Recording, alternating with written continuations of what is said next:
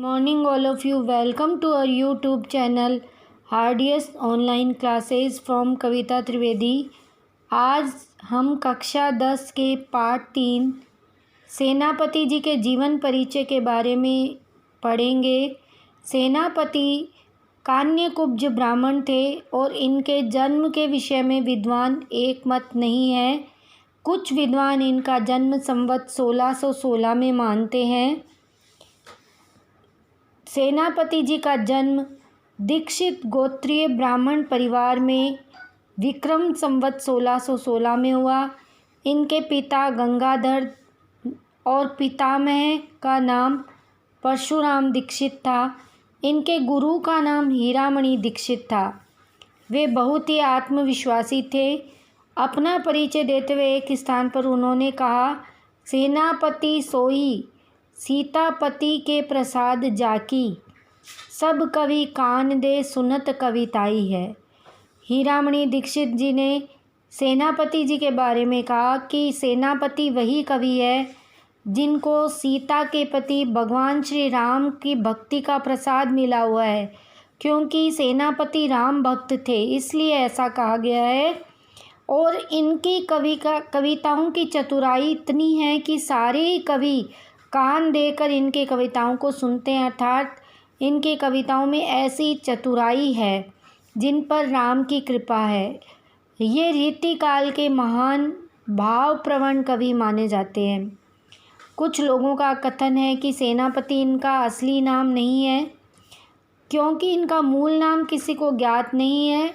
सेनापति इनको उपाधि दी गई थी क्योंकि ये शब्दों को प्रयोग करने में एक सेनापति की भांति इनका रहा, तो इसलिए इनको सेनापति का उपाधि दी गई। इनकी काव्य कला और मौलिकता की दृष्टि से वे बाकी कवियों में सेनापति की तरह ही थे, इसलिए इनका नाम सेनापति होना कोई भ्रांति नहीं।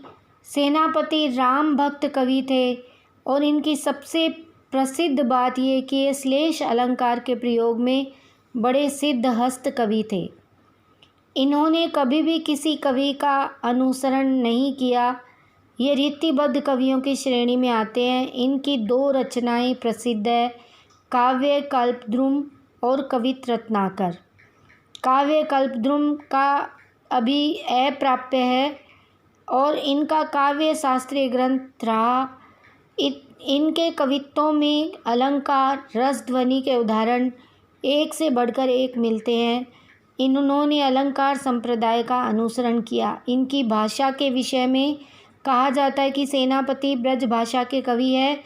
और इनको सेनापति देने के नाम के पीछे एक और भी बात है कि ये साधारण से शब्द भी इनके हाथ में आते सैनिक की भांति सशक्त बन जाते थे, इसलिए भी इनका नाम सेनापति पड़ा।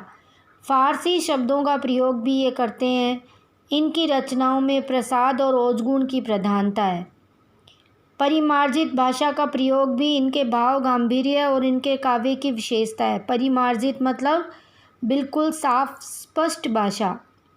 भाव गांभीर्य का मतलब है गहरे भाव इनकी भाषा में है। ऋतु वर्णन का इनका जो प्रकार है